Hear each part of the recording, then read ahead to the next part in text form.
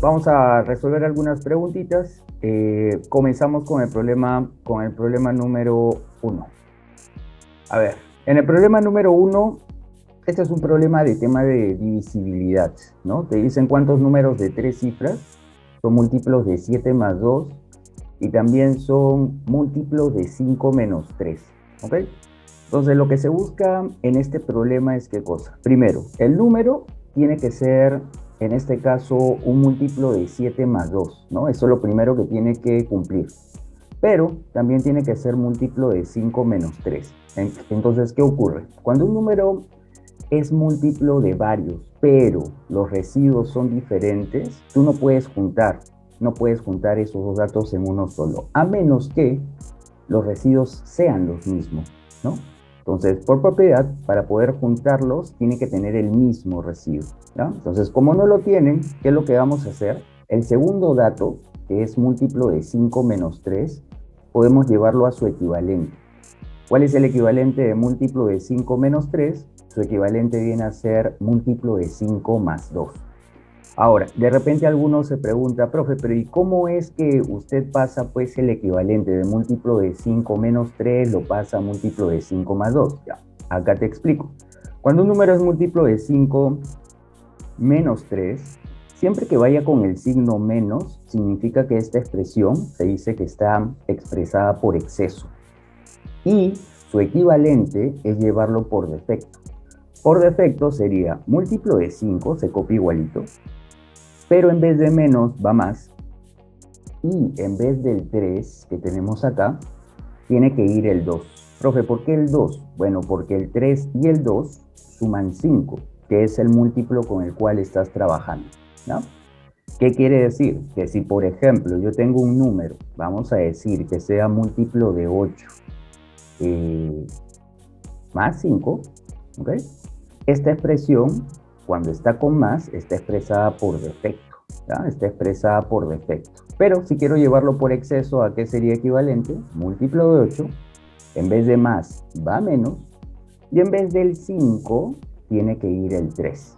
Ahora, tú te preguntarás, ¿por qué el 3? Bueno, porque 5 y 3, esos residuos, tienen que sumar el 8, el múltiplo con el cual estás trabajando, ¿ya? Entonces, esa es la forma de llevar al equivalente, ya sea por defecto o por exceso. Acuérdate entonces, siempre que sea con menos, está expresado por exceso. Siempre que sea con más, está expresado por defecto, ¿ya? Entonces, este múltiplo de 5 menos 3 lo estamos pasando a su equivalente, que sería múltiplo de 5 más 2. Ahora, ¿cuál es el motivo? Para que tengan el mismo residuo y ahora sí puedas aplicar la propiedad. Cuando ya tienen el mismo residuo, ¿qué podemos decir del número? El número va a ser múltiplo del mínimo común de 7 y de 5 y más el residuo que tienen los dos, que en este caso es el más 2. ¿Ya? ¿Listo? ¿Cuánto es el mínimo común múltiplo de 7 y de 5? Bueno, el mínimo común múltiplo de 7 y 5 es 35. Así que yo necesito encontrar todos los que sean múltiplos de 35 más 2. Pero todos los múltiplos de 35 más 2 son de la forma 35K más 2. Todo múltiplo de 35 siempre es un 35 por un K y más 2. El K solo acepta valores enteros y positivos, ¿no? En este caso porque me están pidiendo números de 3 cifras. Ahora, como el número tiene que ser de 3 cifras, tiene que ir comprendido en este intervalo. Todos los números de 3 cifras van desde el 100 hasta antes del 1000. Profesor, ¿puedo poner en vez de 1000, puedo colocar 999? Sí, en vez del 1000, si tú deseas, en vez del 1000, puedes colocar 999. Pero acá tendrías que colocar el símbolo de menor o igual que 999. Si es que vas a trabajar con el 999. ¿Lo puedes hacer? Sí, lo puedes hacer, ¿ya? Pero por cuestiones de conveniencia, pongo el 1000, ¿no? Pongo el 1000. Ahora, una vez que ya tengo esto, mi número va comprendido desde el 100 hasta antes del 1000, ya reemplazo ese valor del n. El n yo sé que es un 35K más 2. Y lo que vamos a hacer es despejar y calcular los valores enteros que toma el K. Si despejamos, ¿qué vamos a hacer? ¿Cómo despejamos? Bueno, ese más 2, para que se elimine, lo que vamos a hacer es a todo le vamos a restar 2. Al restarle 2, acá te va a quedar 98 un extremo, al otro lado 998 y en el medio te quedaría el 35K. Y luego lo que hacemos es dividir todo entre 35. Si dividimos todo entre 35, fíjate que el K te va a salir comprendido entre un 2, algo, porque 98 entre 35 es un 2, algo más o menos, y 998 entre 35 es más o menos un 28, algo. Entonces el K solo acepta valores enteros, solo toma valores enteros.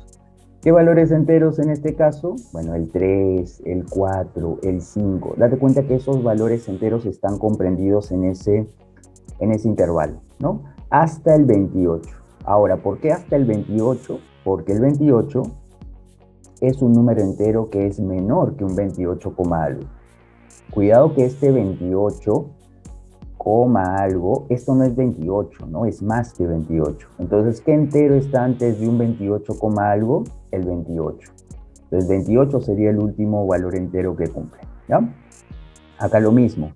¿Qué entero es mayor o igual que un 2, algo? Bueno, el entero que es mayor o igual que un 2, algo es el 3. Profe, el 2, no. El 2 es menor que 2, algo. Tiene que ser un número mayor o igual que 2, algo. Y ese sería pues el 3. Ese sería el primero, ¿no? Una vez que ya tienes estos valores de K, lo que tienes que hacer es contarlos. ¿Cuántos hay? Profe, ¿cómo cuento cuántos hay? Bueno, aplicas pues la fórmula del número de términos, ¿no? Número de términos en una progresión aritmética. Esta es una progresión aritmética porque los términos van de uno en uno. En una progresión aritmética los términos de la progresión se llevan por una misma razón. Puede ser de 1 en 1, de 2 en 2, de 3 en 3, de 4 en 4, ya, pero siempre que se llevan por una misma razón, puedes utilizar esta fórmula para calcular cuántos términos hay. Entonces sería el último menos el primero dividido entre la razón y más 1. Esta es la fórmula que te va a ayudar a calcular cuántos términos habría. Entonces el último sería pues el 28, el primero es el 3, la razón es 1, porque fíjate que los números se llevan de 1 en 1, y a esto le agrego 1, ¿no? 28 menos 3, 25, entre 1, 25, y más 1, 26. Y esa sería entonces la cantidad de números que cumplen esa condición. Habrían 26 números que cumplen esa condición. La respuesta entonces para el problema sería bien. ¿Ok? Listo. Entonces, acá mucho cuidado, ¿no? Porque este tipo de problema por ahí a Católica le gusta colocar en divisibilidad, ¿no?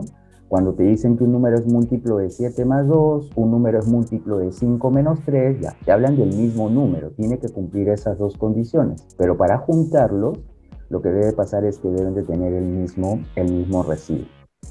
Originalmente no tenían el mismo residuo, uno estaba por defecto, el otro estaba por exceso, no, tienen que tener el mismo residuo, ya sea por defecto o por exceso. ¿Qué hemos hecho? El múltiplo de 5 menos 3, lo hemos pasado a múltiplo de 5 más 2, y ahí recién hemos podido aplicar esa propiedad, ¿ya?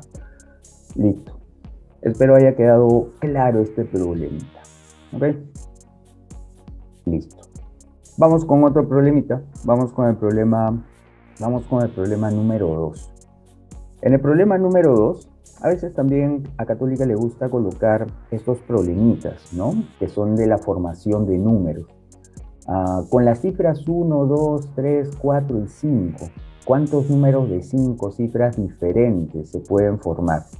Tal es que, al quitarles la cifra central, se obtenga un múltiplo de 3. Entonces, a ver. Las cifras que yo voy a utilizar para formar estos números son el 1, el 2, el 3, el 4 y el 5. Y como tienen que ser cifras diferentes, significa que tengo que utilizar necesariamente esas 5 cifras, ¿no? Tengo que utilizar necesariamente esas 5 cifras, porque quiero formar números de 5 cifras, pero diferentes, ¿ya? Ahora, el numeral de 5 cifras, vamos a decir que sea pues un ABCDE, ¿ya? Pero me dicen en el problema que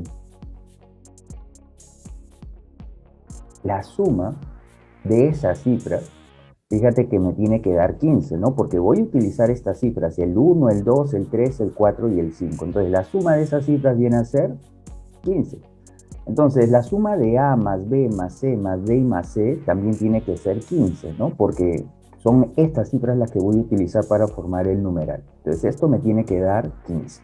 ¿Ya? No sé en qué orden, pero tienen que sumar pues 15. ¿Ok?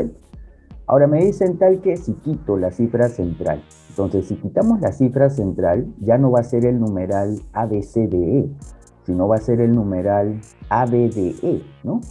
Porque vamos a quitar la cifra C, porque la C es la que está como cifra central. Entonces, voy a tener el numeral ABDE, ¿no?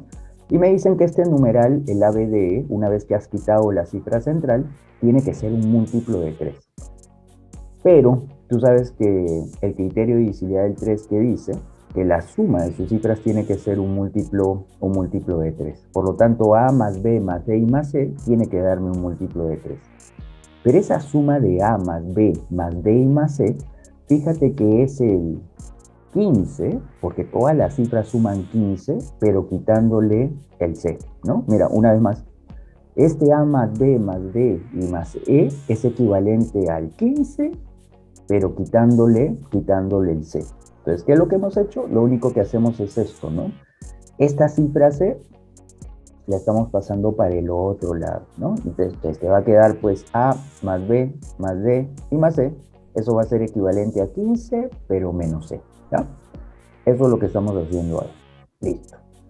Ahora, ¿por qué nos sirve colocarlo así? Porque de ahí vamos a calcular qué valor toma el C, ¿no? 15 menos C me tiene que dar un múltiplo de 3. Entonces, ¿cuál es el único valor que puede tomar el C para que cumpla esto? Bueno, como el 15 es un múltiplo de 3, significa que yo para restar y me siga quedando un múltiplo de 3, el valor del C tiene que ser múltiplo de 3, ¿no? Múltiplo de 3 menos múltiplo de 3 sigue siendo un múltiplo de 3. Por lo tanto, el valor del C tiene que ser un múltiplo de 3. ¿Qué múltiplo de 3 en este caso toma el C? Bueno, de entre el 1, 2, 3, 4 y 5, el único es el 3. Por lo tanto, el valor del C tiene que ser 3.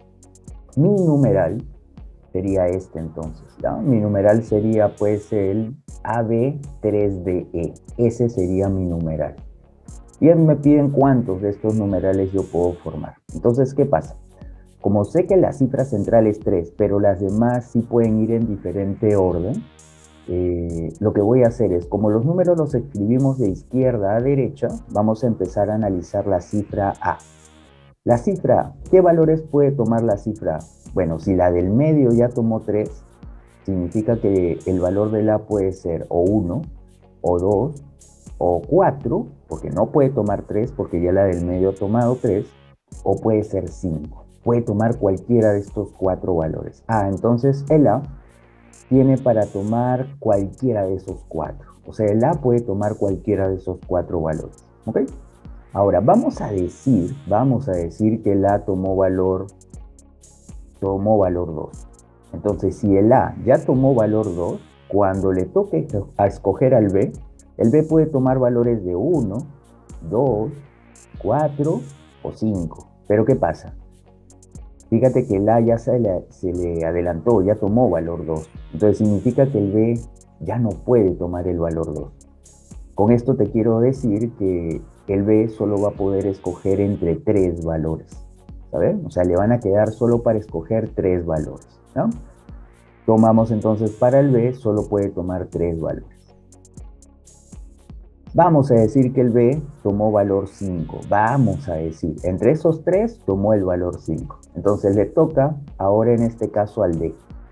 Al D, ¿qué valores puede tomar? 1, 2, 4 o 5. Pero, ¿qué pasa? El A ya tomó valor 2, entonces el D ya no puede ser 2. Pero el B ya tomó valor 5. Entonces el D ya no puede tomar valor 5. O sea, con esto te quiero decir que al D solo le quedan 2 opciones para tomar. O es el 1 en este caso, o el 4. 2 opciones. Entonces abajito coloco 2. Y finalmente, vamos a decir que el D tomó valor 1. Entonces le toca ahora tomar al valor al E. Bueno, ¿qué le dejan? Bueno, entre el 1, el 2, el 4 y el 5 que podía tomar, ya no puede tomar el 2 porque ya lo tomó el A. ya no puede tomar el 5 porque ya lo tomó el B, y ya no puede tomar en este caso el 1 porque ya lo tomó D. O sea, solo le queda el 4, una opción nada más. Listo. Y todo esto se multiplica para saber cuántos casos se van a poder formar en total, ¿no? Entonces esto va a ser igual a 24, ¿no? Y 24 sería entonces la respuesta. Se van a poder formar 24 números, ¿ok? Entonces acá tienes que tener cuidado nuevamente con esto, ¿no? Explico nuevamente esto porque es importante, ¿ya? El numeral que se forma ya es el AB3D. ¿Por qué? Porque con lo anterior, el valor del C, con los datos anteriores, el C tiene que ser 3. Es el único múltiplo de 3 que cumple ahí la condición. Entonces ya queda pues a la hora de escribir mi número, tengo que analizar el A qué valores puede tomar. Le queda para tomar 1, 2, 4 y 5. El A toma 4 valores. Vamos a decir que el A escogió el valor de 2. Cuando al B escoja sus valores, el B ya no puede escoger el 2 porque ya lo tomó el A. O sea, el B solo le van a quedar 3 valores para tomar, ¿no?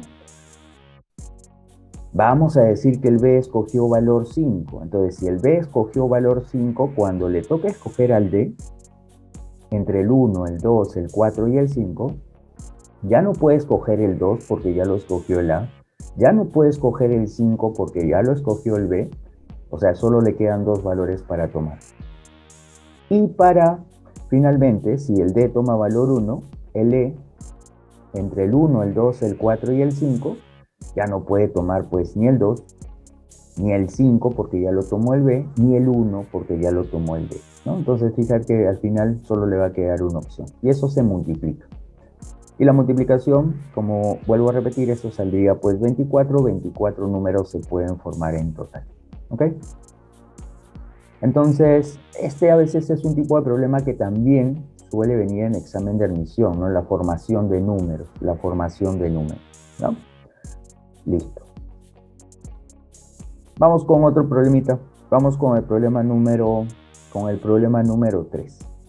Este es un problema del tema de máximo común divisor y mínimo común múltiplo. Los problemas aplicativos, ¿no? Problemas de textos que tienen que ver, tú tienes que dar cuenta si aplicas el máximo común divisor o aplicas el mínimo común múltiplo, ¿no? Entonces acá te dicen, se tiene un terreno rectangular cuyas dimensiones son 408 metros y 216 metros. Entonces, vamos a dibujar nuestro terreno. Ese es el terreno rectangular. Su dimensión es 408, 216 metros, ¿no? Y lo que vas a hacer es dividirlo en el menor número de cuadrados posibles. O sea, comienzas a dividirlo en cuadraditos este terreno. Todo el terreno lo divides en cuadraditos. Todos los cuadrados tienen que ser iguales, ¿no? Todos los cuadrados son igualitos. No sé cuánto es el lado del cuadrado, ¿no? Y acá viene el detalle. Como no conozco cuánto es el lado del cuadrado, fíjate que el lado del cuadrado es más pequeño que el 408, más pequeño que el 216 y está contenido exactamente, ¿no? O sea, el L está contenido exactamente en el 408. El L también está contenido exactamente en 216. Entonces, cuando tú quieres encontrar algo que está contenido exactamente en esos datos, significa que el L tiene que ser un divisor del 408 y tiene que ser un divisor del 216, ¿no?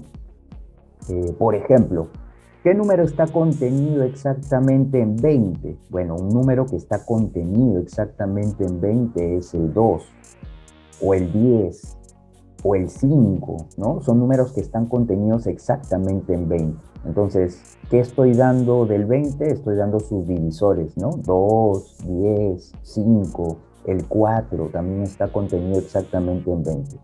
Entonces, cuando te pidan o te des cuenta que necesitas algo que está contenido exactamente en los datos, es que necesitas divisores de esos datos. Es por eso que el L tiene que ser un divisor del 408 y un divisor del 216, ¿ok? Ahora, el L tiene que ser máximo. Profe, ¿por qué tiene que ser el L máximo? Porque en el problema, fíjate que en el problema te mencionan esto. Te dicen en el problema que tú quieres el menor número de cuadrados posibles. Entonces, para que la cantidad de cuadrados sea la menor posible, el cuadrado tiene que ser lo más grande posible. Entonces, si tú quieres la menor cantidad de cuadrados, el L tiene que ser lo máximo, tiene que ser lo más grande.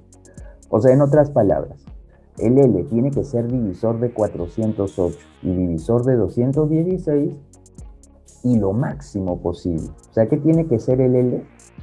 Tiene que ser el máximo como un divisor de 408 y de 216, ¿no? Entonces, a un costadito tenemos que calcular cuánto es el máximo como un divisor de 408 y de 216. A un costadito le sacamos, pues, cuarta, es algo que tienen los dos en común, me queda 102 y 54, le saco sexta, me queda pues 17, y a este lado me queda 9, ¿no? Y ya no les puedo sacar nada más. Significa que 4 por 6, que es 24, sería su máximo como un divisor.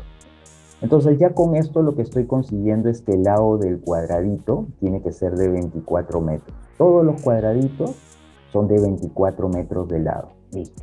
¿Ok? Ya, profe, pero acá me están preguntando cuántos árboles son necesarios si se quiere plantar uno en cada uno de los vértices de dichos cuadrados. Ya, vamos por partes. Primero, una vez que ya tengo el lado del cuadrado, vamos a calcular cuántos cuadrados tienes a lo largo y cuántos cuadrados tienes a lo ancho. Ese es algo importante para poder calcular lo que finalmente me están pidiendo, que es cuántos árboles son necesarios plantar en los vértices de los cuadrados, ¿ya? Entonces, ¿cuántos cuadrados hay a lo largo? Yo para saber cuántos cuadrados hay a lo largo, lo que tengo que hacer es dividir. El 408, que es el largo, lo divido entre la dimensión del cuadrado, que es 24, ¿no? Entonces, 408 entre 24, esto me da 17. O sea, a lo largo hay 17 cuadrados. ¿Y cuántos cuadrados hay a lo ancho? Bueno, divido el ancho, 216 entre 24, y eso me va a dar 9. Si tú te das cuenta, ese 17 y 9 ya lo teníamos antes. Son los números que te quedan abajo del máximo común divisor, de haber calculado su máximo común divisor, ¿no? Mira, ahí están, el 17 y el 9. Profesor, que eso ya lo teníamos antes, sí, solo que a veces algunas personas no se dan cuenta de esos detalles, ¿no? Y hacen el procedimiento un poco más largo. Pero de acá, si tú ya sabes manejar estos problemas, ya sabes que esos numeritos vienen a ser la cantidad de cuadrados que tienes a lo largo y a lo ancho, ¿ya? Profe, ¿y qué pasa si yo multiplico, en este caso, el 17 y el 9? Si tú multiplicas el 17 por el 9, lo que te va a dar es la cantidad de cuadrados que tienes en total. Y esa es una de las cosas que a veces también suele venir en examen de admisión. Te dicen, vas a dividir un terreno rectangular en cuadraditos y te piden calcular cuántos cuadrados obtienes en total. Entonces se podría decir que para este problema, si hubieran pedido cuántos cuadrados voy a tener en total, tengo que multiplicar 17 por 9, porque tengo 17 cuadrados a lo largo y 9 cuadrados a lo ancho, ¿no? Y 17 por 9 en este caso me daría pues 153, ¿no? Entonces se formarían 153 cuadrados en total, si es que me lo hubieran pedido, ¿ya? Es una de las cosas que también a veces suelen pedirte en los problemas, ¿ya? Pero en este problema me están pidiendo que voy a plantar árboles en los vértices de dichos cuadrados. Mira, ahí en el gráfico vamos a plantar los árboles, ¿no? Entonces esos puntitos que estamos colocando ahí en los vértices, esos puntitos que están apareciendo ahí, vienen a ser los árboles. Y me están pidiendo cuántos de esos árboles voy a tener, ¿no? Entonces yo para saber cuántos árboles voy a tener en total, ¿qué es lo que hago? A la cantidad de cuadrados a lo largo y a lo ancho, les voy a aumentar 1. O sea, si tengo 17 cuadrados a lo largo, ¿cuántos árboles voy a tener a lo largo? 18. Profe, ¿por qué? Ya, te pongo un ejemplito para que me entiendas. ¿Ya? Te pongo un ejemplito para que me entiendas. Imagínate que este es el terreno y voy a dividirlo en cuadraditos. ¿No? Vamos a decir que son cuadraditos iguales, ¿no? Así nada más. Mira, ¿cuántos cuadrados tienes a lo largo? Bueno, los cuadrados a lo largo es 1, 2, 3 y 4. Esos son la cantidad de cuadrados a lo largo. Pero ¿cuántos árboles tienes a lo largo? Mira, los puntitos son los árboles a lo largo. 1, 2, 3, 4, 5. O sea, uno más que la cantidad de cuadrados a lo largo. Entonces, si yo tengo acá la cantidad de cuadrados a lo largo, A esto nada más le aumento 1 y sería la cantidad de árboles que tengo a lo largo. Lo mismo pasa con el ancho. Por ejemplo, acá en el ejemplito que he dibujado, tengo ¿cuántos cuadrados a lo ancho? Bueno, acá tengo 1 y 2, ¿no? Tengo 2 cuadrados a lo ancho, ¿no? Pero ¿cuántos arbolitos? 1, este de acá es 1, 2 y 3, ¿no? Fíjate, 1 más. Entonces la cantidad de cuadrados a lo ancho va a ser 1 más que la cantidad de cuadrados. Entonces la cantidad de árboles, en este caso, a lo ancho, acá sería a lo ancho, acá sería a lo ancho. ¿Cuánto sería la cantidad de árboles a lo ancho? Viene a ser 10, 1 más. ¿Ya? Listo. Y lo que hago al final es multiplicar eso, porque si yo multiplico cuántos árboles tengo a lo largo y a lo ancho, me va a dar cuántos árboles tengo en total. Por ejemplo, acá, en el dibujito que he hecho acá, último, ¿cuántos árboles tengo a lo largo? Bueno, tengo 1, 2, 3, 4, 5. Ah, ya, 5.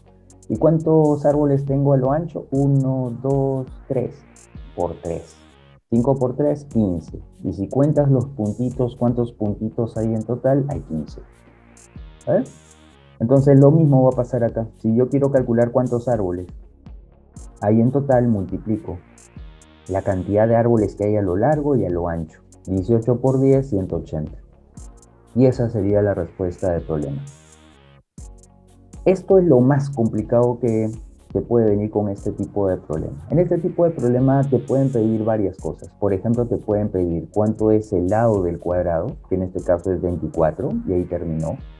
Te pueden pedir cuántos cuadraditos vas a tener en total, que sería la multiplicación de 17 por 9. ¿Cuántos cuadrados tienes a lo largo y a lo ancho? 17 por 9, 153. O te pueden pedir esto, ¿no? Colocas en los vértices de los cuadrados un árbol, ¿no?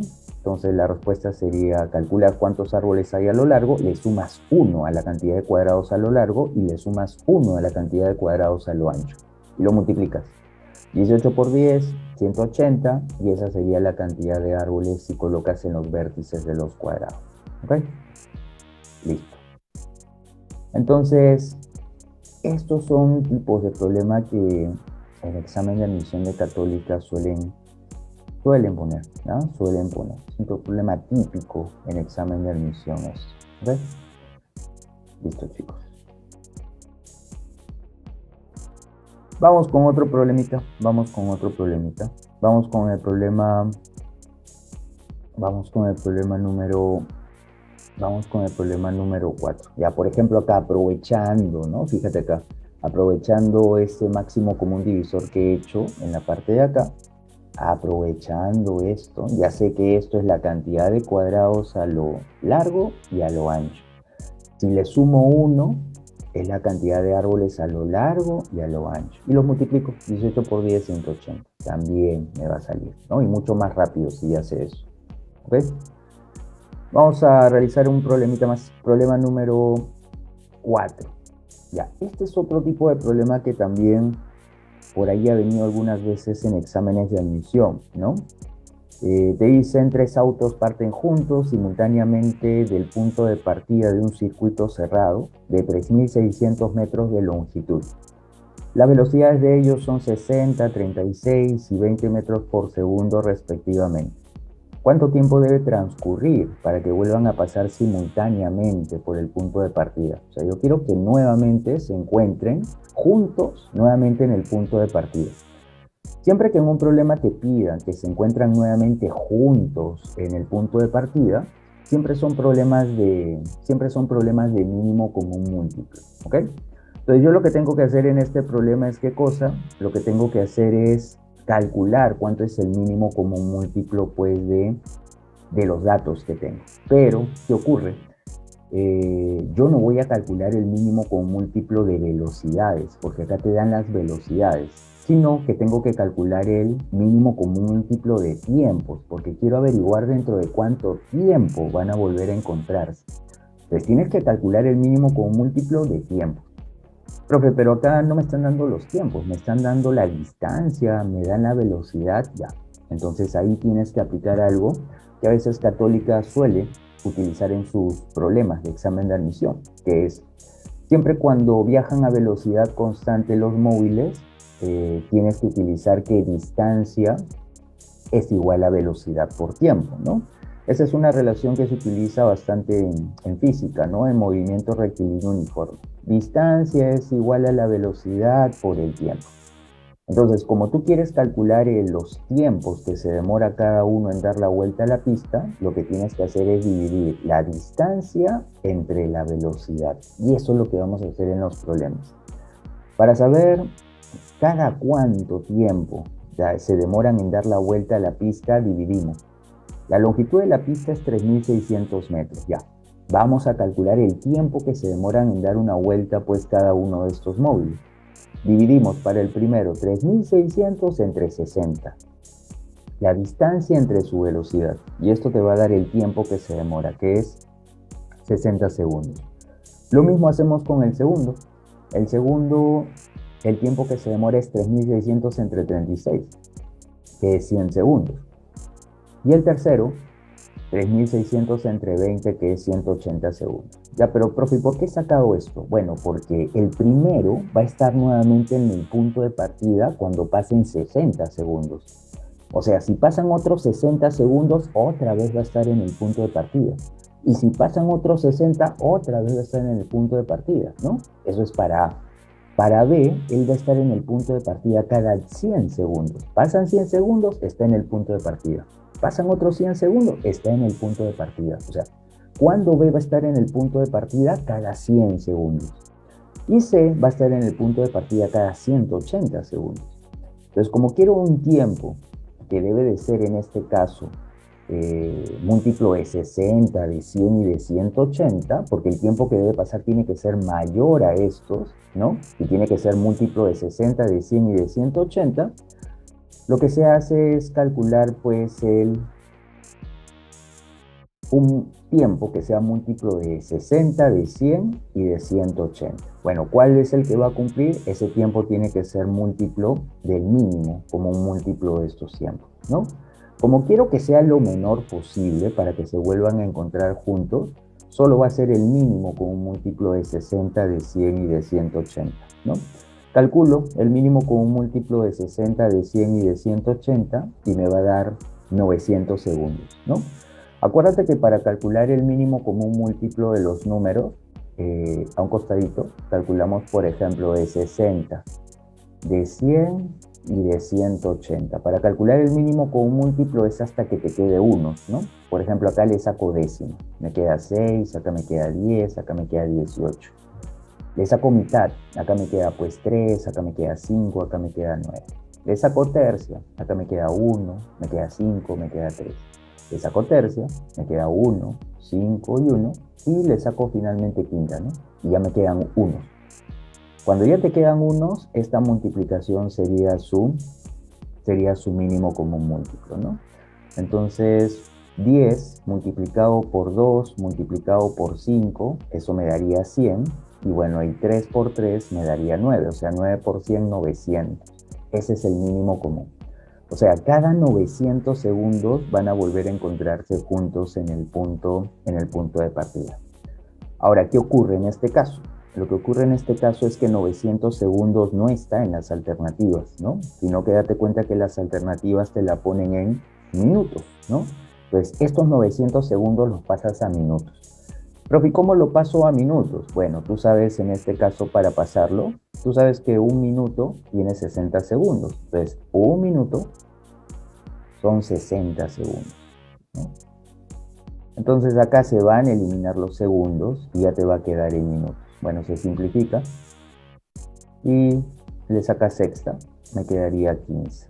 Entonces esto es equivalente a 15 minutos, ¿no? A 15 minutos. A eso es equivalente. 15 minutos sería la respuesta, ¿ok? La respuesta saldría de...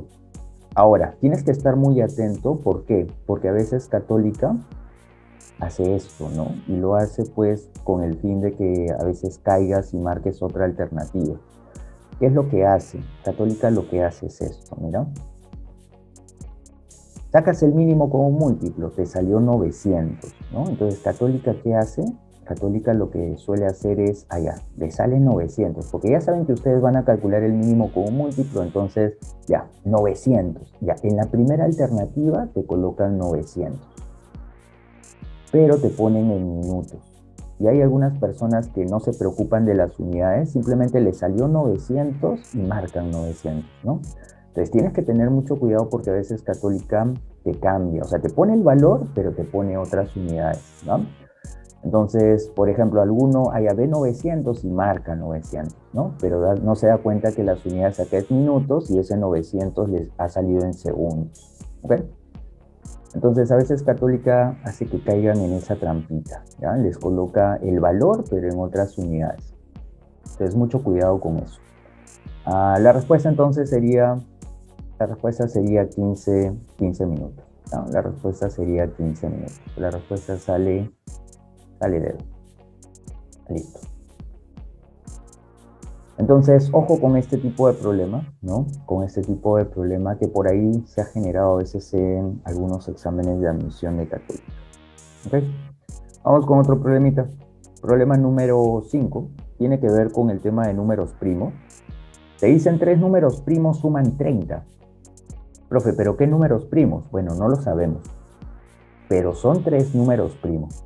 Vamos a decir que esos números sean pues A, B y C. Tienen que ser números primos. Estos 3 tienen que ser primos. Acuérdate, un número primo es aquel que tiene 2 divisores, ¿no? Por ejemplo, el 17 es un número primo porque tiene 2 divisores, el 17 y el 1, ¿ok? Listo. Ahora estos 3 números primos tienen que sumar 30.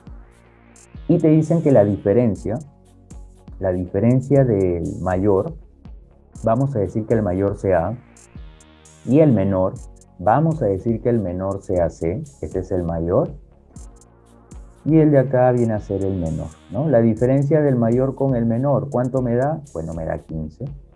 Ahora, tú sabes que todos los números primos son impares, excepto hay un número primo nada más que no es impar, que es el 2, ¿no? Entonces, como todos los números primos son impares, excepto el 2, vamos a decir que esto de acá, entonces, como es un número primo, vamos a decir que sea impar, pues, ¿no? Y si este también es un número primo, vamos a decir que sea impar. Pero ¿qué pasa cuando tú restas dos números impares? Si tú restas dos números impares, te va a dar siempre un resultado, pues par. Si tú restas dos números impares, siempre te va a dar un resultado par. Y si te das cuenta, la respuesta no es un resultado par, es el 15, ¿no? No es un resultado par. Entonces, ¿qué significa? Que uno de esos números primos no tiene que ser impar. ¿Quién es el número primo que no es impar? Bueno, tiene que ser el más chiquito de todos, este de acá. Porque el único número primo que es par es el 2. Por lo tanto, el C tiene que ser 2, no hay de otra. Porque a un impar tú le restas 2 y lo que te va a dar es un número impar. Y en este caso va a ser el 15. Entonces el valor del C tiene que ser 2. Ya tengo ahí el valor del C. El valor del C más chiquito de todos tiene que ser 2. ¿Por qué tiene que ser el 2? Vuelvo a repetir, porque todos los números impares son impares, excepto el 2. Y si yo resto dos números impares, impar menos impar me da par, pero el resultado es 15, que es un resultado impar. Es por eso que el más chiquito de todos tiene que estar el 2, necesariamente. Entonces, si ya el valor del C viene a ser 2, ya podemos calcular el valor del A. ¿Cómo calcularíamos el valor del A? Bueno, el valor del A menos 2 me tiene que dar 15. Entonces, despejándolo, el valor del A tiene que ser 17. Y mira, es un número impar, el 17, y es un número primo, ¿no? Felicidades. Ya tengo el valor del A que es 17, ya tengo el valor del C que es 2. Una vez que ya tengo el A y el C, ya puedo calcular el número intermedio que es el B. Yo sé que A más B y más C me tiene que dar 30.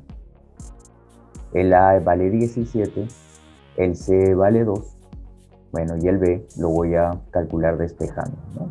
Esto es B más 19, es igual a 30, por lo tanto el valor del B tiene que ser 11. ¿Ves?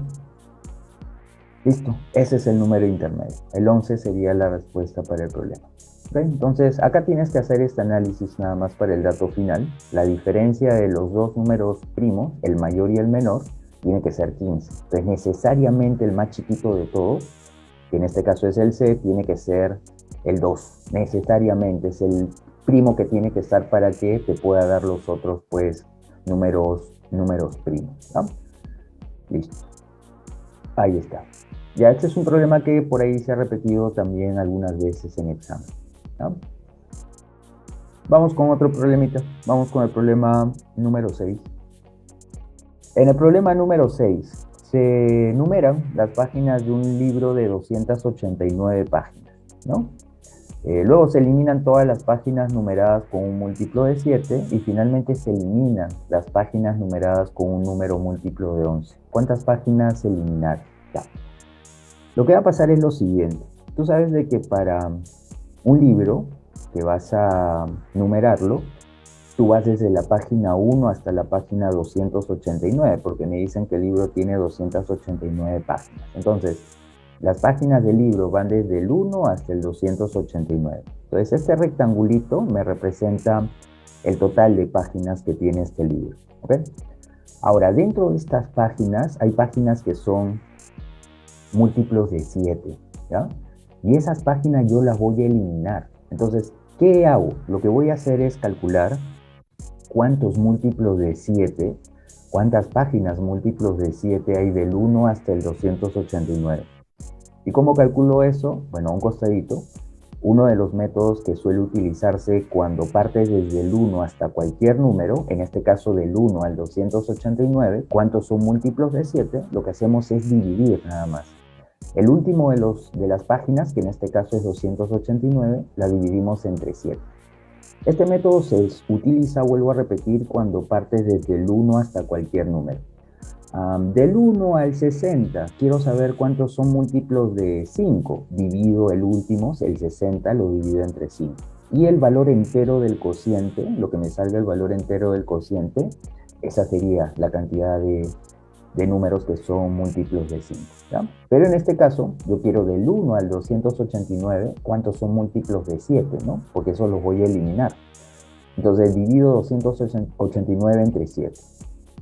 El cociente me va a salir 41 y voy a tener un residuo que es 2. Pero el residuo no me importa, o sea, así me quede o no me quede residuo no me importa. Solo me importa este cociente, el 41. Ese cociente es el que me importa. Entonces habrían 41 páginas que son múltiplos de 7 y que se van a eliminar, ¿ya? Entonces las páginas múltiplos de 7 que vas a eliminar son 41, ¿ok? Luego que has eliminado las páginas múltiplos de 7, vas a eliminar, te dicen, las páginas numeradas con un número múltiplo de 11, ¿ya? Dentro de esta cantidad de páginas también hay algunas que son múltiplos de 11 y también las voy a eliminar. Y para saber cuántos son múltiplos de 11, divido 289, lo divido pues entre 11.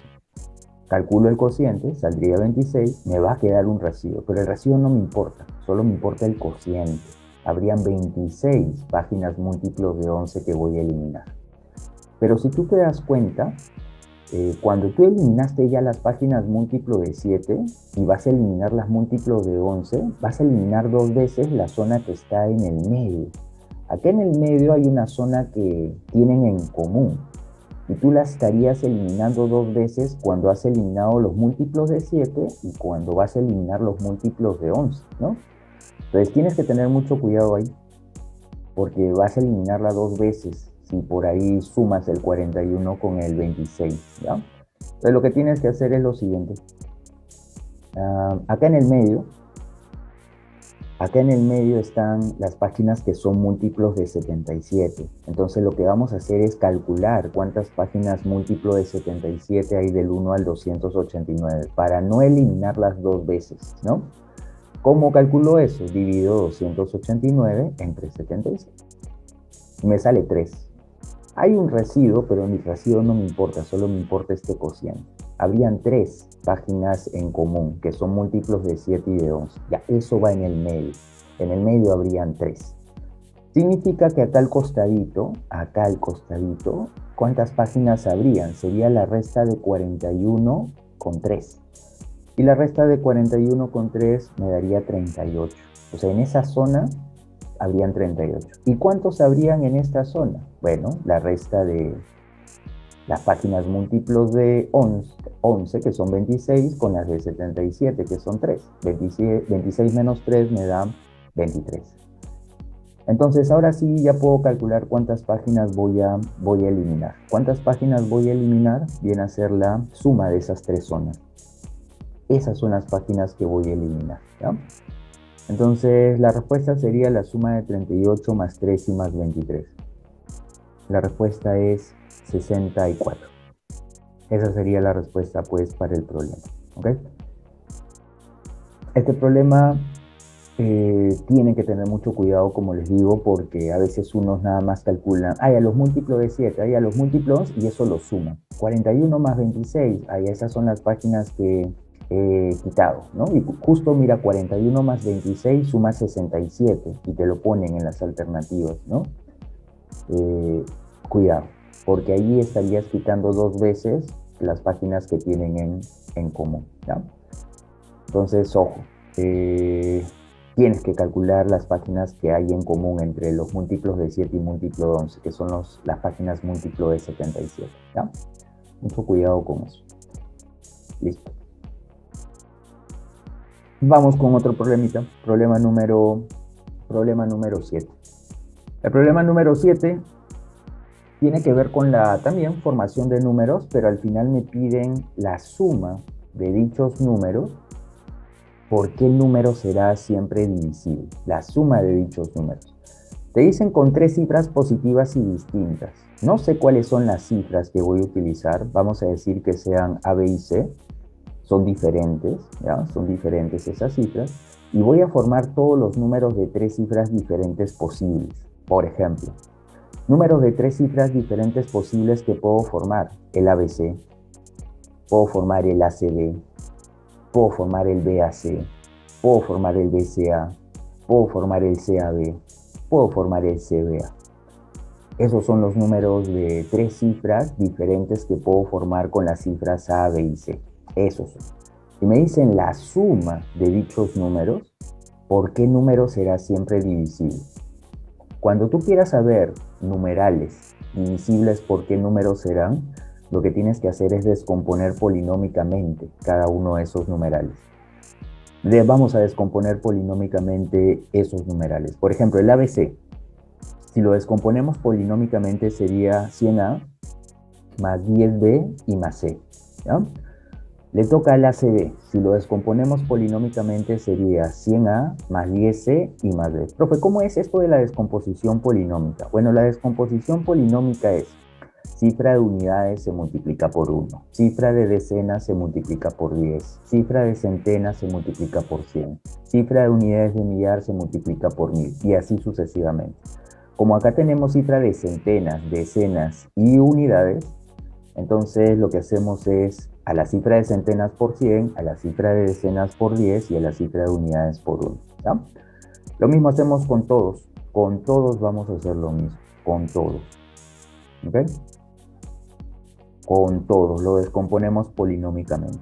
Y una vez que están descompuestos polinómicamente, juntamos, ¿ya? Juntamos las variables A, juntamos las variables B y juntamos las variables C. Vamos a hacerlo con el A, fíjate, mira. Con las variables A, mira, acá tienes ¿cuánto? Tienes 100A, acá tienes otro 100A, acá tienes 10A, acá tienes otro 10A, acá tienes una y por acá tienes otra. O sea, fíjate que si tú juntas todas las A tienes 200 más 20, 222A. O sea, con A tendrías 222A. Con B va a pasar lo mismo, también vas a tener 222B. Y con C también vas a tener 222. Entonces de todos vamos a poder factorizar el 222. Ya al factorizar el 222, ya puedo decir entonces que el resultado es múltiplo de 222 o divisible por 222. ¿Por qué? Porque hay un factor 222. Siempre 222 por algo siempre va a ser divisible en este caso va a ser divisible o múltiplo de 222. ¿Ya? Listo. Ahora, ¿pero qué pasa? 222 no está en las alternativas. Entonces lo que tenemos que encontrar es un factor del 222 que esté en las alternativas. Es por eso que el 222 lo vamos a descomponer. 222 es 2 por 3 y por 37. Entonces, fíjate qué factor de 222 está en las alternativas. Sería el juntar el 2 por 37, que es 74, y por 3, ya, 74. Mira, tienes el 74 por algo. Ese 3 por A más B más C es un valor entero, ¿no? 3 por A es un valor entero, o sea, 74 por algo. Siempre que sea un 74 por algo, esto va a ser múltiplo de 74 divisible por 74, ¿ya? Entonces la respuesta en este caso, porque está en las alternativas, sería 74. Pero, ojo, podría ser cualquier factor del 222, ¿no? O sea, basta que esto sea un 222 por A más B más C, esto es divisible o múltiplo de 222. Pero si no está en las alternativas, tienes que buscar factores de esto. Por ejemplo, esto es 2 por 111. Entonces busco en mis alternativas si está el 2 o el 111. No está, ahí sigo. El 111 es 3 por 37. Busco si está el 3, busco que sea el 3, no está. Ya no puedo descomponer más el 3 y el 37 porque ya son primos. Entonces ya junto, ¿no? Por ejemplo, junto el 37, lo junto con el 2. Bueno, 37 por 2 me da 74. Y fíjate que el 74 está en las alternativas, ¿no? Entonces por eso marcaría 74, ¿no? Entonces ahí tienes que fijarte muy bien qué factor del número tienes para poder marcar qué alternativa es la correcta, ¿no? Listo. Y vamos con otro problemita. Problema número 8. En el problema número 8 te dicen que se sabe, a veces en el examen de admisión, a veces suelen colocar preguntas de conjuntos, ¿ya? En la parte de números y operaciones. Sobre todo para la gente de ciencias, ¿ya? Para la gente de ciencias, por ahí, por ejemplo, en los últimos exámenes de admisión, por ahí están colocando problemas de conjuntos para la gente de ciencias. En los últimos exámenes de admisión se ha dado eso, ¿ya? Entonces, por ahí es probable que en el examen de admisión les pongan algún problema de conjuntos para la gente de ciencias, ¿ya? Entonces, ojo, este tipo de problemas de textos son los que les gusta colocar a los de ciencias en el examen de admisión, ¿ya? Se sabe que de 30 personas, 3 leen el diario El Comercio y La República. 18 leen La República, 5 no leen estos diarios. ¿Cuántas personas leen solo uno de estos periódicos? Entonces, ¿qué es lo que hacemos? Lo que hacemos es hacer un gráfico. Este es mi universo. Dentro de este universo están las personas que leen, pues, El Comercio y están las personas que leen La República, ¿ok? El universo es de 30 personas. Y me dicen que 3 leen el diario El Comercio y La República. O sea, son 3 personas que leen los dos periódicos, ¿no? Entonces, esos 3 van en la intersección de los dos conjuntos, ¿no? Ahora, 18 leen La República. Cuidado, típico error, ¿no? 18 leen La República. Colocan acá el 18. Ya, eso estaría mal. ¿Cuándo se coloca acá el 18? Cuando te dicen 18 leen solo La República. Si 18 leen solo La República, acá se coloca el 18, ¿ya? Entonces, un típico error que cometen es eso. Le dicen 18 leen La República y colocan el 18 en esta zona. No, ahí estaría mal. ¿Dónde se colocan esos 18? Esos 18 se colocan arribita. Todo el conjunto de verde, que es República, todo eso tiene que ser 18. Ya, profe, entonces, si acá hay 3 y en total hay 18, ¿yo puedo calcular cuántos hay acá? Sí, por diferencia puedes saber cuántos hay ahí, ¿correcto? Que serían 15. ¿Ok? Mira, ya rellené esa zonita. ¿Qué más me dicen? Que 5 no leen estos diarios. ¿Dónde están esos 5 que no leen esos diarios? Están fuera de esos conjuntos. Y lo único que me faltaría es encontrar esta zona, que le voy a poner una incógnita, un X. Pero si yo sumo esta zona, esta zona, esta zona y esta zona que está afuera, me tiene que dar la cantidad total de personas, el universo, ¿no? Eso es lo que vamos a hacer para encontrar el valor del X. X más 3 más 15 más 5 es igual a 30. Bueno, de ahí despejamos y calculamos el valor del X, que sería 7. Ya, profe, entonces la respuesta sería 7. No, te están pidiendo cuántas personas leen solo uno de estos periódicos. ¿Cuál sería la respuesta? ¿Dónde están las personas que leen solo uno de estos periódicos? Están acá, o sea, es el X, es parte de la respuesta, y también están acá. Acá están las personas que leen solo uno de esos periódicos. O sea, la respuesta sería X más 15, ¿no? Pues la respuesta sería, pues, 7 más 15, porque ya el valor del X es 7, ¿no? 7 más 15 me da 22. 22 entonces sería la respuesta para este problema, ¿ok? Ya, este es un problema, como les digo, problema de textos, no es un problema de textos de conjunto. Y a veces este tipo de problema, como les digo, últimamente les está viniendo a los de ciencia, les ponen problemas de este tipo, ¿ya? Los de letras, por ahí puede que también les pongan problemas de texto de conjunto, ¿no? Pero por ahí más se está dando, pues, para los de ciencias, ¿no? Listo. Y terminamos este problemita, el problema número 9. Te piden calcular el residuo de dividir el producto de los 20 primeros números primos entre 4. A ver. Si yo voy a calcular el producto de los 20 primeros números primos, ustedes saben que el primer número primo viene a ser el 2, ¿no? Le sigue el 3, le sigue el 5, le sigue el 7, y así sucesivamente. Pero lo que quiere Católica acá, al ponerte los 20 primeros números primos, es que tú pierdas el tiempo en encontrar hasta el último de los primos.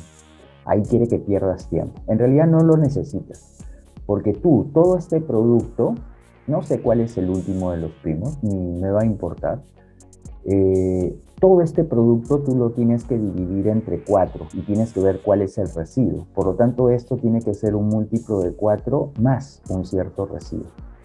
Entonces, yo para llevar en función de múltiplo de 4 vamos a hacer esto, ¿ya? Vamos a hacer esto. Todos estos números primos, todos son impares. Todos los que vienen acá, hasta el último de ellos, que no sé cuál es, pero todos son impares. Todos estos son impares. Entonces, cuando yo multiplique, como todos son impares, impar, todos son impares esos números primos, cuando yo los multiplique me va a dar un resultado impar, ¿ok? Y esto lo tengo que multiplicar por 2, o sea, 2 por un impar me tiene que dar un múltiplo de 4 más un cierto residuo, ¿ok? Ahora, pero los números impares son de la forma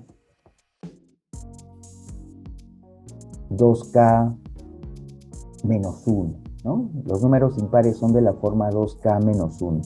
Y esto lo vamos a multiplicar por 2. Cuando yo lo multiplique por 2, esto me va a quedar, ¿qué cosa? Distributivo. Esto me va a quedar un 4k menos 2. Pero si esto es un 4k, significa que esto es un múltiplo de 4 menos 2.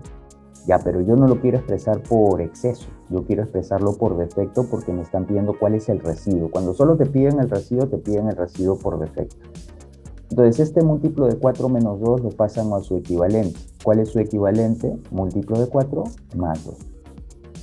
Listo. ¿Cuál es el residuo entonces al dividir ese producto de los 20 primeros números primos entre 4? La respuesta sería 2. Esa sería la respuesta. El residuo viene a ser. ¿Ok?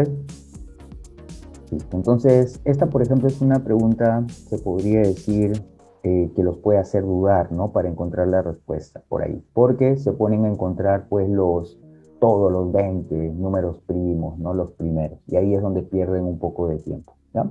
Entonces, como todos los primos son impares, juntamos la multiplicación de todos los impares, te va a dar un impar. Todo impar es de la forma 2k menos 1, lo multiplicamos por 2, te va a quedar 4k menos 2, un 4k menos 2, el 4k es múltiplo de 4 menos 2 es equivalente a múltiplo de 4 más 2, por lo tanto el residuo vendría a ser 2. ¿Ok?